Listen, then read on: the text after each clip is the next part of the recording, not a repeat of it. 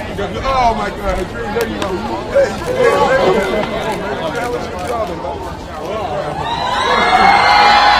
Look, when the judge asks you what I took, you're gonna have to tell him I didn't take anything. What?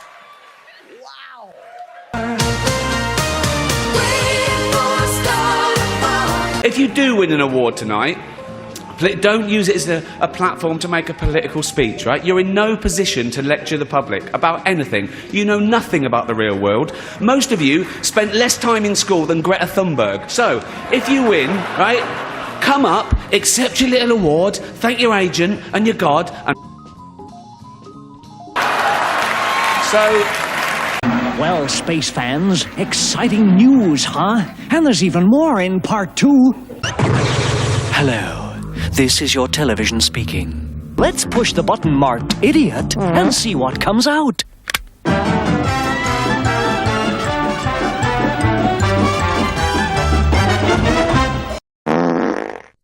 Good morning, and yes, I had my 3 waffles of maple syrup, gobble, gobble, gobble, gobble, washed it down with a cup of tea, and I heard this piece of audio on the radio. Yeah, we still have radios, folks, in 2022, believe it or not. I'm old school that way. Oh, CB radio, how I miss thee. Smokey, Smokey, this is the Bandit. So, I heard about this. Will Smith punches Chris Rock.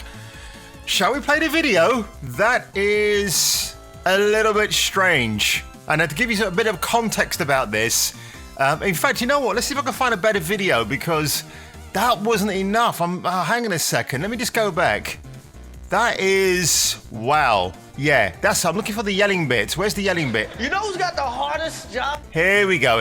Let's try this one now. Oh, it has to be from the friggin' Guardian, whatever. You know who's got the hardest job tonight? Javier Bardem and his wife are both nominated. Now, if she loses, he can't win. He is praying that Will Smith wins. Like, please, Lord. Jada, I love you. G.I. Jane 2, can't wait to see it. All right?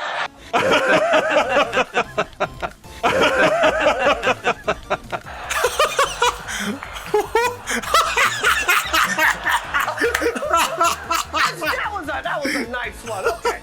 I'm out here. Richard. Oh, wow. What? Will Smith just smacked the shit out of me. Keep my wife's name out your fucking mouth.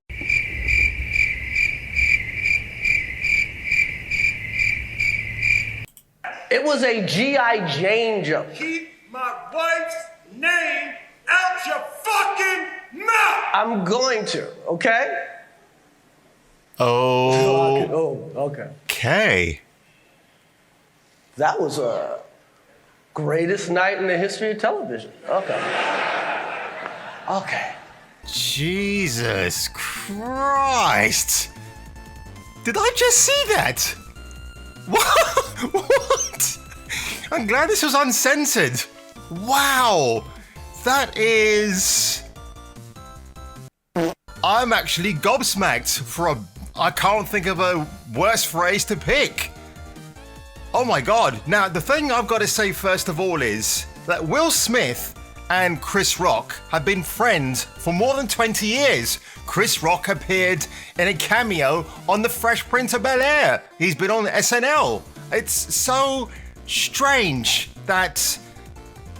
wow, I'm actually shocked. Now, when I look at this, okay, because some websites are showing this a little bit out of context, so all you see is Will Smith doing his manly thing, you know, swaggering up to the stage, and then smacks Chris Rock and then goes back and sits down. You don't see the swearing, you don't see the precursor about why this has all happened.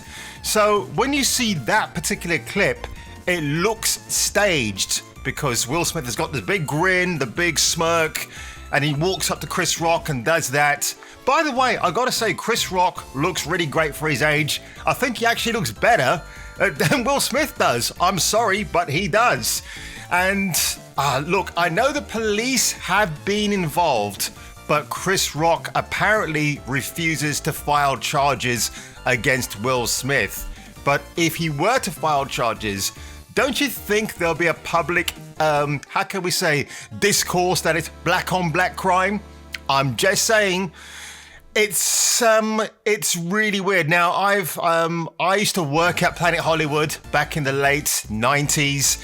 And when Will Smith turned up there, the most controversial thing he did on stage in the restaurant was to rap with curse words. Because as you know, Will Smith's shtick is that he's a clean rapper. He doesn't swear.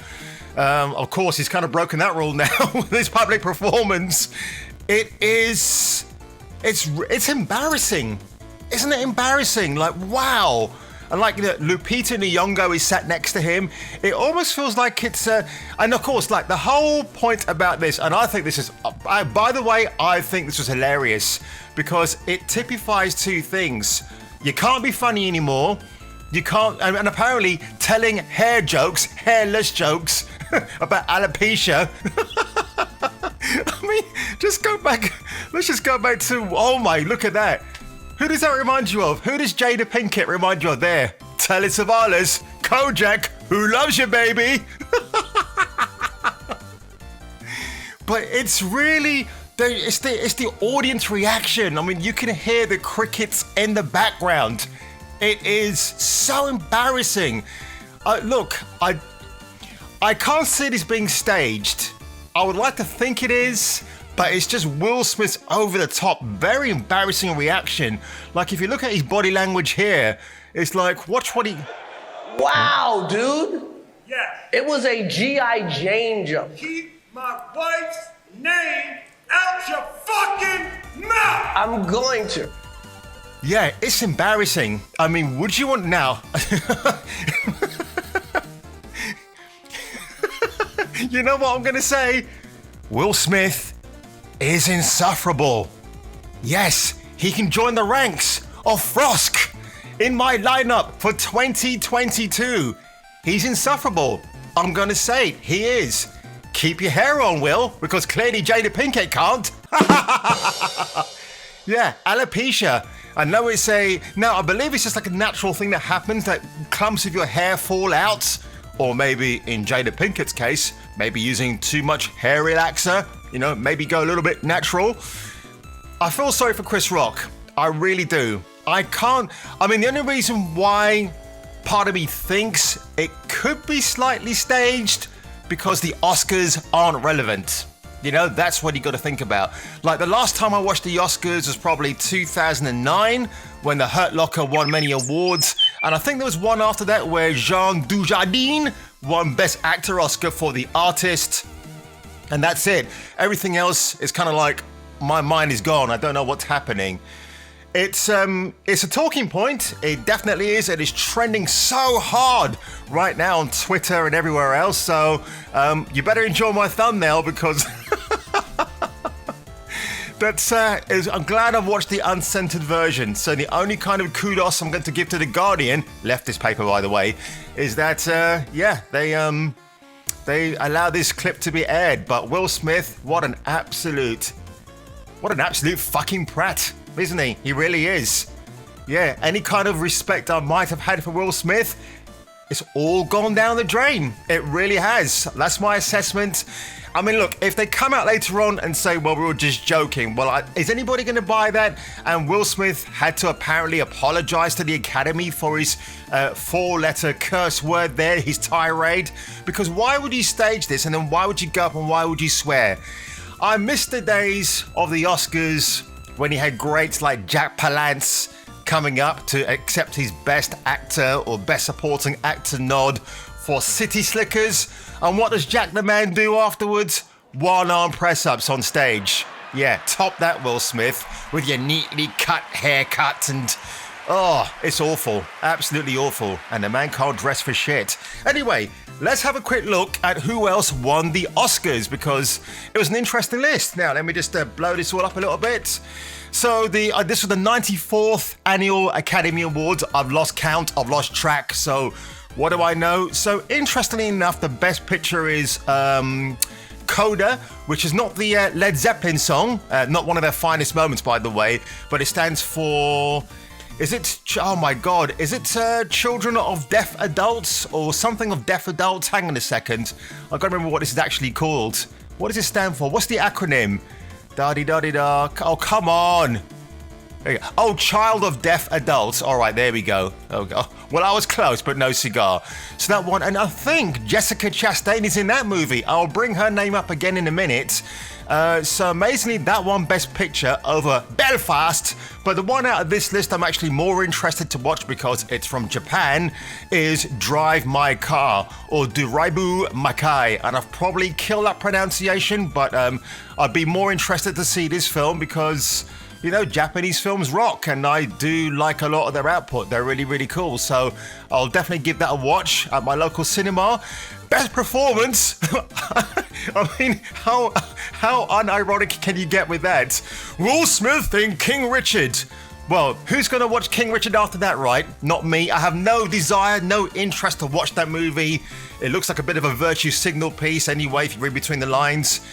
So he won that ahead of Andrew Garfield and Benedict Cumberbatch, Javier and Denzel. And I'm glad The Power of the Dog didn't get him a Best Actor nod because there's been so many weird politics surrounding that film. And of course, I'm more on the side of Sam Elliott because that man has got the greatest moustache since Tom Selleck on the big and small screen.